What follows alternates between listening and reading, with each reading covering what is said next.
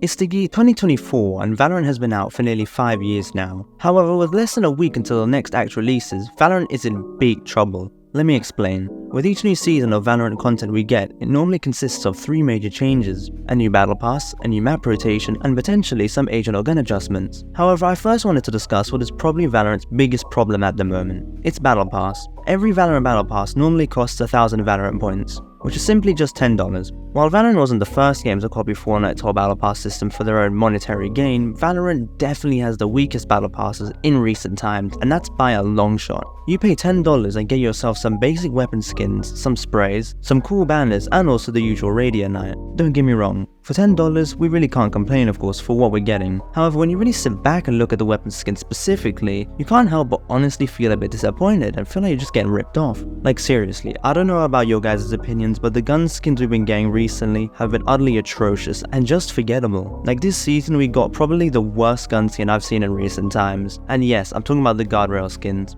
If you honestly look at how bland and boring the weapon skins are, you can't help but honestly feel like you've wasted your money. Well yes, the tactic-play skins on the other hand are actually sorta cool, and they give off the same aesthetic and design that we associate with Gecko, which yes, gives it some personality, but it still feels lazy. Now, I know I'm complaining a bit too much, and yes, I appreciate the radio night at least that we get from these battle passes. However, the reason I'm sitting here and complaining so much is simply because of the fact that Riot Games know how to make good skins, and they've done it for previous battle passes. One of the earliest battle passes to exist in this game still to this day has one of the coolest skin sets ever. The K-Tech skins. They were clean, they were sleek, and they were damn well worth the money. Hell, even if it was an item shop skin, I would have definitely bought it without thinking twice. So then again, it begs the question, if Riot knows how to make good battle pass skins, why don't they? Honestly, I think it's because they don't need to be good. Riot knows its player base very well, especially the Valorant one, and they know we'll pretty much eat up whatever they throw at us, regardless of the price, regardless of how good it looks. They know we're buying the battle passes for the radio night, so they bank exactly on the evidence and simply put all the bad skins on the battle pass, and put of course all the good ones in a nice overpriced bundle for our shop. Which, yeah, it sucks, but are we gonna keep buying these battle passes? Of course we are, because we need the radio night to keep upgrading the skins that we've already bought. Like picture this, you don't buy the battle pass, weeks go by, a new gun skin shows up in your daily store. What do? You grab your credit card, put your info into Valorant and buy it.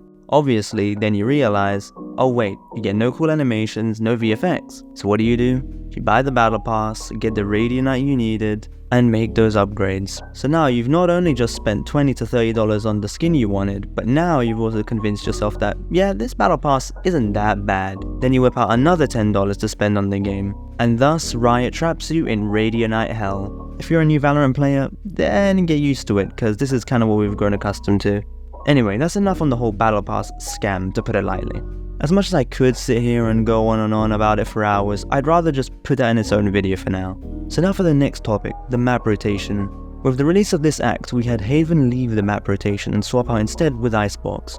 Now while I'm not opposed to this decision, I do think that Riot sorta missed the mark with what map they should have went with. Breeze. Now listen, if you are that one guy watching this and actually think Breeze is good, no one cares, I'm sorry. However, to put it simply, Breeze at the moment I think is just a bad map. Now listen, I've never exactly been its #1 fan or anything, but I just feel like the map is just very one-sided, for the attackers that is. If you've got a well thought out team of agents and you all have mics, the defenders might as well go to sleep and just give that match a rest, because I'll be honest, if the attackers push A side especially, all it takes is one good Viper or Harbor Wall and done, the enemy's vision is cut off and you're on the side. And to add real insult to injury, you could also put a Sage Wall down right next to the spike, and then that way they can't even come from that direction.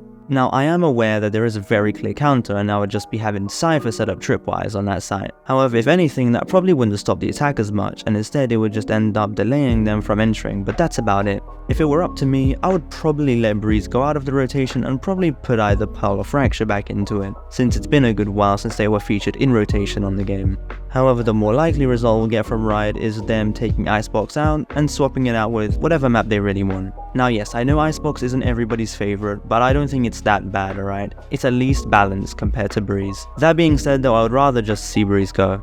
Last but not least, we have to discuss the state of agents and guns. For the most part though, I'll keep it brief since I don't really have much to say on this topic. Most of the guns I think are completely fine as they are really. However, the obvious one I will bring up is probably the Outlaw. While I don't hate the thought of it getting enough, I definitely don't think it's necessary. Simply pricing the gun to maybe 2600 would probably do the trick anyway, just so people really have to work for it, and especially if they want to guarantee it on the early rounds, since that'll likely one-shot somebody as long as they have little to no armor of course. Beside that remark, I think the agents are completely fine as they are, but hey, knowing Riot, they'll probably make some insignificant change to an agent that nobody really asked for, but hey. Anyways, ladies and gentlemen, hope you enjoyed the video of course. Do hit that like button if you agree with any of the points I made in this video, or if you generally had a good time watching. Also, be sure to subscribe to stay up to date with any of the other upcoming videos I release. Anyway, I've been your host Unreal Jet, and I'll see you all in the next video.